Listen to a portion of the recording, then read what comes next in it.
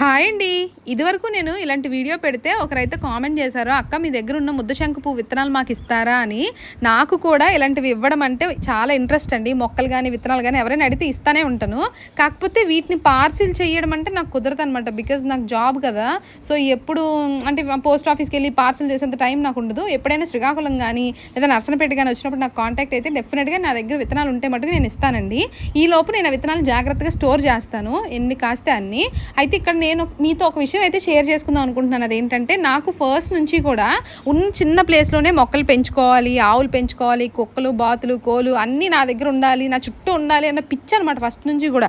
అయితే మా చెల్లి మొన్న రీసెంట్గా అంటుంది, టిల్లుగాడు గుంట్లో పోకపోతే నువ్వు అంత అల్లాడిపోతున్నావు కదా, ఏరా బాబు డిమ్ముగా ఉన్నావు, ఏరా బాబు డల్గా ఉన్నావు అని అడుగుతున్నావు కదే, ఒకనాడైనా నాకు ఒంట్లో పోకపోతే నువ్వు నన్ను అడిగావా అని అడుగుతుంది అనమాట. బాగుంది, వాటికి నోరు లేదు కాబట్టి అవి చెప్పుకోలేవు, మనమే తెలుసుకోవాలి అని చెప్పేసి నేను దానికి క్లాస్ పీకాను అనమాట. So yeah.